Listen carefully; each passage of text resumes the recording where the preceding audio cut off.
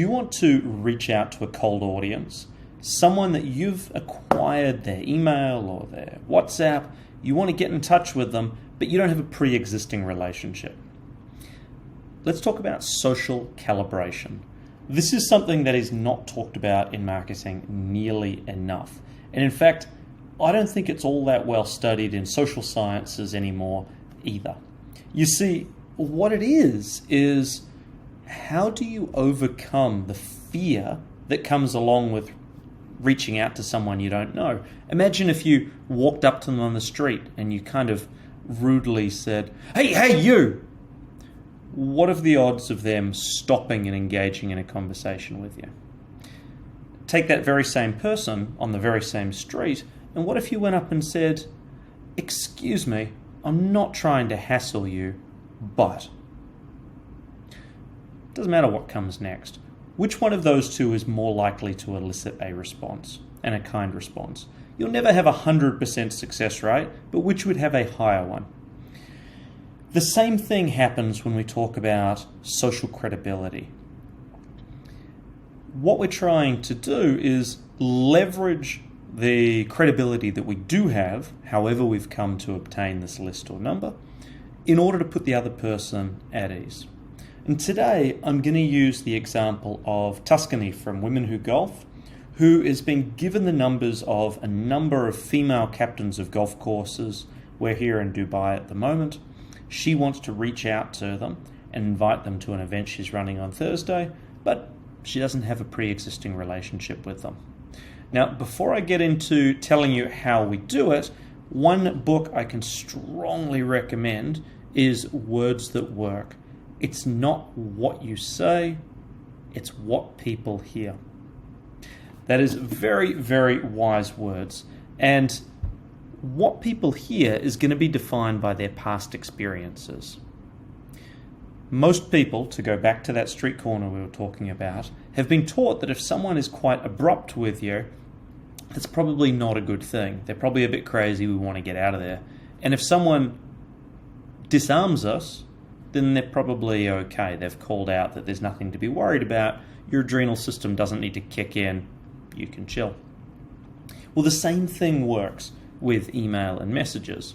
When we talk about Tuscany, she could reach out to these people and say, hey guys, come to my event. But she'd be missing a really key part. That would just make it spam. Because how would you feel if you received a message from someone you've never heard of before, who then says, come to this event? Whether it's conscious or subconscious, you're probably thinking that a serial killer is inviting you along. Maybe not that bad, but you're questioning, do they want my money? What do they want from me? Why me? So you get around it by using whatever social credibility you can. One of those things is, who's the person who gave you this list? Or why are you messaging? So in Tuscany's case, it's going to be, hi, person, Amanda. I'm messaging because you were recommended to me by Tom.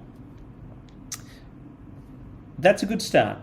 You've now lent on the fact that both people know Tom, so there's a relationship. But we're missing the socially cohesive part. And socially cohesive is, why are you reaching out to me? Now, I know everyone listening to this knows someone that thinks you can just spam people and get a response. No real reason, just, hey, buy this. That is not how it works. Sure, there will be some idiots that just take you up on it. But where you get success is when there's a reason. And this has been studied. In fact, there was a study to see if you went up to people who were in a line to use a copy machine and you said, can I go next? A certain percentage of people said, there's a line, but okay.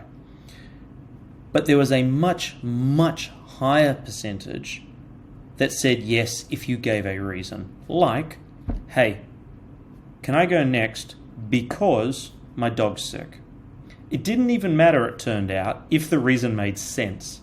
It just had to be a reason. And this created social cohesion, which meant it was okay then to do that person a favor. There was a reason that they'd given you. So let's wind back to Tuscany's situation. She said, hi, whatever her name was, I'm messaging you because Tom's recommended you to me. He said that you'd be interested in an event like the one I'm running on Thursday. So you've now given the but, because. Now, how do we really reel them in from here? Okay, so now let's make them feel special. I've got a few tickets left. I would love someone like you to take them and bring their friends. Plus, it's going to give me a chance to get to meet you while I'm in town. I'm only here till Monday. Would you be interested in coming along? Here's the details. Here's what you've got to do. Now, none of that was difficult, but it's amazing how many messages I receive, particularly emails, that don't follow the social cohesion guidelines. So have a think about the outbound marketing you're doing, particularly if you're sending to email lists. Question, why would someone want to receive this? How can I make them feel special? And how can I make sure that the very first line I give them gives them confidence that this is something specifically designed for them? It's a big challenge, and I look forward to hearing what you have to say. I'll see you in the next episode. Cheers.